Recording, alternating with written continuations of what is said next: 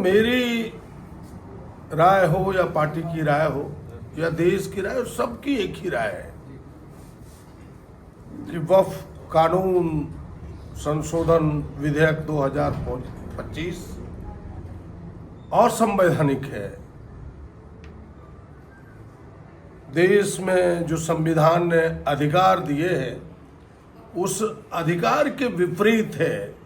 संविधान का article 25, article 26, article 23, ये सारे चीज आर्टिकल 25 किसी को भी अपने अंतःकरण से स्वतंत्र भाव से धर्म को मानने का अधिकार है, और 26 कहता है कि वो अपने धर्म के प्रतिष्ठानों को स्थापित करने के लिए, धर्म के उद्देश्यों को मजबूत करने के लिए कोई संस्था या कोई संस्थान स्वतंत्रता से चला सकते हैं।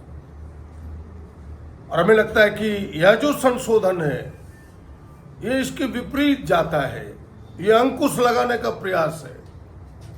सबको पता है कि वक्फ में दी हुई दान की संपत्ति वो अल्लाह के नाम होता है, ऊपर वाले के नाम होता है, ये स्पष्ट चीजें हैं। फिर उसे लौटा के नहीं लिया जा सकता, उसे बेचा नहीं जा सकता।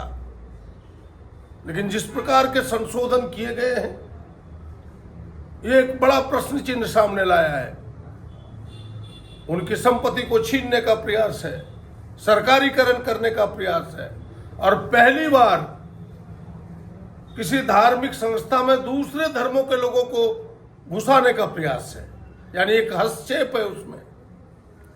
और ये जमीन जो बड़ी तादाद में है, संपत्ति बड़ी तादाद में है, दान के सारी संपत्ति है, स्वतंत्र भाव से जो स्वतंत्र विचारों से जो चल रहा था, आज अंकुश लगा के उसका सरकारीकरण करने का प्रयास है, ताकि अपने आकाओं को पिछले दरवाजे से दिया जा सके, अपने दोस्तों को दिया जा सके।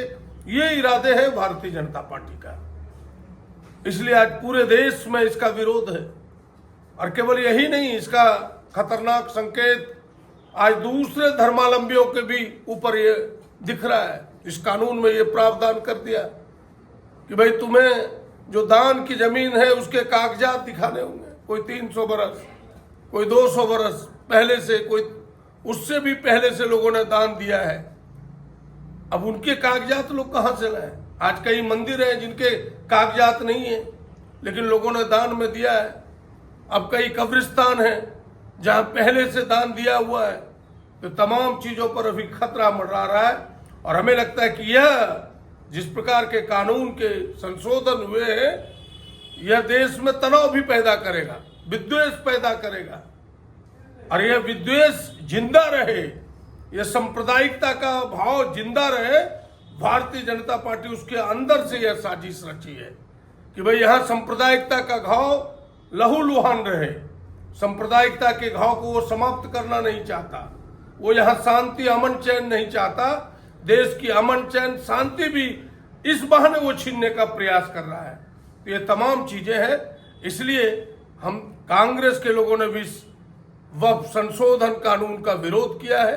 मुस्लिम समाज पूरी तरह से विरोध में है, देश की आवाम इसके विरोध में है। हमें लगता है कि इस पर पुनर्विचार होना चाहिए, इसे वापस करना चाहिए। सोशल मीडिया पे बहुत तरह की प्रतिक्रियाएं चल रही हैं दोनों तरफ से। तो ऐसे जो विद्वेष की बात आपने कही है तो आम जनों को क्या संदेश देंगे? न, बिल्कुल प्रतिक्रियाएं देने वाले एक ही प्रकार के लोग हैं, जो उसके अंधे भक्त हैं, जो मुट्ठी भर लोग हैं। वो तो वही चाहते हैं कि इस प्रकार की प्रतिक्रिया हो, विद्वेष पैदा हो, ताकि मेरी वोट की राजनीति सधती रहे। हम यही कहना चाहेंगे कि भारतीय जनता पार्टी अपनी सत्ता में बने रहने के लिए इसी प्रकार के कामों को करती है। आप उनके फरेब में ना आए, आप उनकी उलझनों में ना फंसे, उनके बिछाए हुए जाल में ना फंसे। यह देश अमन चैन शांति का देश है। यह धरती गांधी का है, यह धरती बुद्ध का है, जहां से शांति का संदेश पूरी दुनिया को गया है। आप शांति के उस रास्ते को प्रशस्त करें, ये मेरी प्रार्थना होगी आम लोगों से, ताकि देश में अमन चैन शांति हो और देश विकास की ओर तरक्की करे। यही मेरा संदेश होगा।